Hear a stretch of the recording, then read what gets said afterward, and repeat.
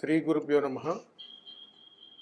2026 సంవత్సరంలో పరాభావనామ సంవత్సరం ఎలా ఉండబోతుంది, ఎలాంటి పరిణామాలు మనం ఎదుర్కోవాలి, ఎలాంటి జాగ్రత్తలు తీసుకోవాలి అనేటువంటి విషయాల గురించి ఈరోజు మనం మాట్లాడుకోబోతా ఉన్నాం. ఇప్పటి వరకు 12 రాశుల వారు ఈ విశ్వావసునామ సంవత్సరంలో అనేక రకాలైనటువంటి యోగాలు, ఇబ్బందులు, అనేక రకాల సమస్యలు, ప్రమాదాలు ఇవన్నీ మనం చూస్తున్నాం. మరి ఈ పరాభావనామ సంవత్సరంలో 2026లో 12 రాశులకు ఎలా ఉండబోతా ఉంది అనేటువంటి విషయం గురించి ఇప్పుడు మనం మాట్లాడుకుంటే, ఈ పరాభావనామ సంవత్సరంలో 12 రాశుల వారికి చాలా ప్రమాదకరమైనటువంటి పరిణామాలు ఎదుర్కోవాల్సి వస్తుంది. మొట్టమొదటిసారిగా ఎన్నడూ జీవితకాలంలో చూడలేనటువంటి యాక్సిడెంటులు, అదేవిధంగా ఆత్మహత్యలు, చెప్పుకోలేనటువంటి పరిస్థితుల వల్ల ఏర్పడేటువంటి సమస్యల వల్ల చక్కటి జీవితాలను పాడు చేసుకొని ఉద్యోగాలు, వ్యాపారాలు, అదేవిధంగా విద్యార్థి దశలో ఉన్నటువంటి వాళ్ళందరూ కూడా మనస్తాపనకు గురయ్యేటువంటి సంవత్సరం ఈ 2026వ సంవత్సరం. రాబోతున్నటువంటి సంవత్సరంలో ఇన్ని ప్రమాదాలు చెబుతున్నాము అని అంటే దాని పరమార్థం ఏమిటి అని అడిగితే, హెచ్చరిక, జరగబోయేటువంటి ఉపద్రవాల నుండి కాస్త మేలుకునేటువంటి ప్రయత్నం చేస్తారని చెప్పి ఈ యొక్క విషయాలను తెలియజేయడం జరిగింది. కాబట్టి 2026వ సంవత్సరంలో ఒక్కొక్క రాశి బలంలో ఉన్నటువంటి వారికి ఎలా ఉండబోతా ఉంది అనేటువంటి విషయం గురించి ఇప్పుడు మనం ప్రస్తావించుకుందాం. ఓవరాల్గా 2026 సంవత్సరంలో ఎక్కువగా రాష్ట్ర ప్రజలు వాతావరణము నుండి, వాహనముల నుండి ఎక్కువగా ప్రమాదాలు చిక్కుకునేటువంటి అవకాశాలు బలంగా ఉన్నాయి. మరియు 2026 సంవత్సరంలో స్కూల్ పిల్లల బస్సులు చాలా జాగ్రత్త పాటించండి, అవి కూడా ప్రమాదాలకు గురయ్యేటువంటి అవకాశాలు ఉన్నాయి.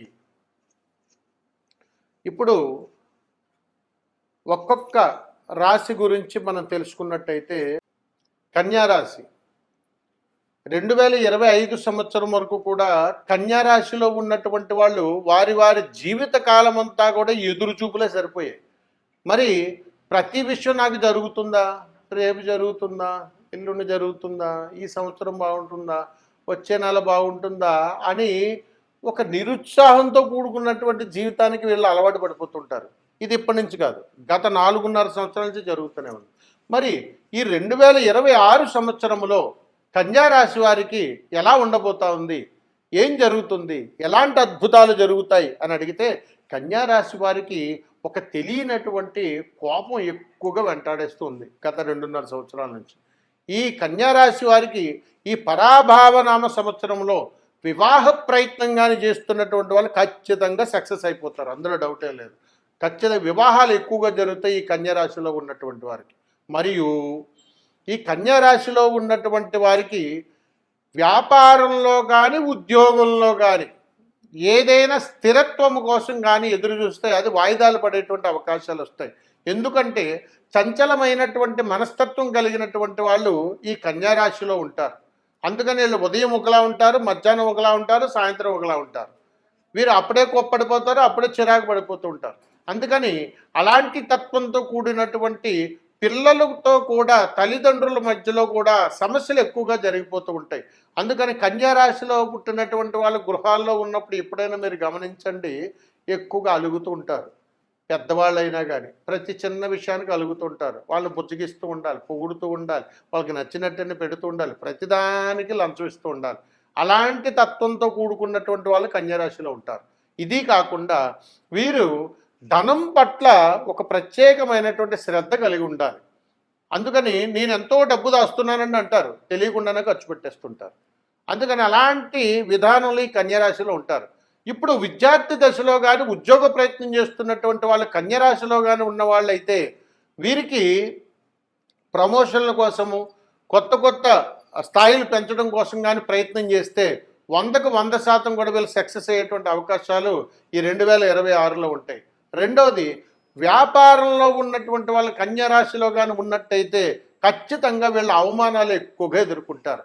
ఈ పరాభావనామ సంవత్సరంలో కన్యారాశి వాళ్ళు వ్యాపారం చేస్తున్నటువంటి వాళ్ళు 1కి 2 సార్లు వీరు మాట్లాడేటువంటి భాష చాలా జాగ్రత్తగా వినియోగం చేసుకోవాలి. కాబట్టి సమయాన్ని కూడా సద్వినియోగపరుచుకుంటూ ప్రతి అవకాశాన్ని సద్వినియోగపరుచుకోగలిగితే ఈ కన్యారాశిలో జన్మించినటువంటి వాళ్ళ వ్యాపారంలో అద్భుతాలు సృష్టించేటువంటి అవకాశాలు కూడా ఉన్నాయి. రెండోది, కన్యారాశి వాళ్ళు వీళ్ళు ఎక్కడైనా కానీ షేర్ మార్కెట్లో కానీ ఎక్కడైనా కానీ ధనాన్ని కానీ ఇన్వెస్ట్ చేస్తే వీళ్ళు ఎప్పుడూ చూడలేని నష్టాలన్నీ ఇప్పుడే చూస్తారు. అందుకని 2026 సంవత్సరంలో కన్యారాశి వారికి ధన నష్టం అధికంగా జరుగుతుందని చెప్పొచ్చు. ఇకపోతే రాజకీయ రంగంలో ఉన్నటువంటి వాళ్ళు, సినీ రంగంలో ఉన్నటువంటి వాళ్ళు, కన్యారాశిలో ఉన్నటువంటి వాళ్ళకి పెద్దగా ఆశించినటువంటి ఫలితాలు అనేటువంటిది ఏదీ లేదు ఇక్కడ. అందుకని ఇలాంటి ఉపద్రవాల నుంచి బయటపడేటువంటి పరిష్కార మార్గాలు ఏమైనా ఉన్నాయా గురువుగారు? ఖచ్చితంగా ఉన్నాయి. అందుకని కన్యారాశి వారు ఎలాంటి పరిష్కారాలు చేసుకోవాలంటే వారు ఇప్పటి వరకు అనుభవిస్తున్నటువంటి కర్మదోషాన్ని విషాధార కాలసర్పదోషము అని అంటారు. అందుకని ఈ విషాధారుడు అనేటువంటి కాలసర్పదోషం నుంచి వీరి 2026 సంవత్సరంలో పరాభావనామ సంవత్సరంలో ఆ విషాదారుడుకు కావలసినటువంటి పరిష్కార మార్గాన్ని కానీ చేసుకోగలిగితే అద్భుతమైనటువంటి యోగాన్ని పట్టేటువంటి అవకాశం ఉన్నది. కాబట్టి ఈ కన్యారాశిలో ఉన్నటువంటి వాళ్ళు ఇప్పటి వరకు పడుతున్నటువంటి సమస్యల గురించి నేను ఏదైతే చెప్పానో అది మీకు వాస్తవంగా నేను అనిపిస్తే ఖచ్చితంగా ఈ పరిష్కార మార్గాన్ని చేసుకోండి. ఎలా చెయ్యాలి అని అడిగితే, ఏదైనా ఒక పౌర్ణమి రోజున ఒక అరిటాకు తీసుకుని దానిలో ఒక బియ్యం పిండిని వేసి కాస్త ఆవు పాలను వేసి మిశ్రమంగా చేసి అంత ముద్ద చేయండి. దానిని సర్పాకారంగా 3 సర్పాలుగా చేయండి. దీనికి పసుపు కుంకుమను అద్ది 3 పుష్పాలను అందులో ఉంచి మీకు దగ్గరలో ఉన్నటువంటి నదీ పరివాహ ప్రాంతానికి వెళ్ళి పారే నీటిలో వదిలేటువంటి ప్రయత్నం చెయ్యండి.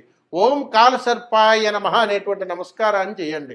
ఇలా కానీ మీరు ఈ 2026 పరాభావనామ సంవత్సరంలో కానీ ఒక పౌర్ణమి రోజు కానీ చేస్తే చాలు, ఖచ్చితంగా మీ జాతకమునందు ఉన్నటువంటి విషాదార కాల సర్పదోషం నుంచి మీరు విడుదలయ్యి చక్కటి యోగకరమైనటువంటి అనుగ్రహాన్ని పొందుతారు. కాబట్టి ఎప్పుడూ చింతించాల్సిన అవసరం లేదు. ప్రకృతి పరమాత్మ సాక్షిగా అనేక రకాలైనటువంటి పరిష్కార మార్గాలు ఉన్నాయి. మరి వీటిని ఆచరించి చక్కటి యోగాన్ని అనుభవిస్తారని ఆశిస్తున్నాను. సర్వే జనా సుఖినో భవంతు. శుభం. నమస్కారం.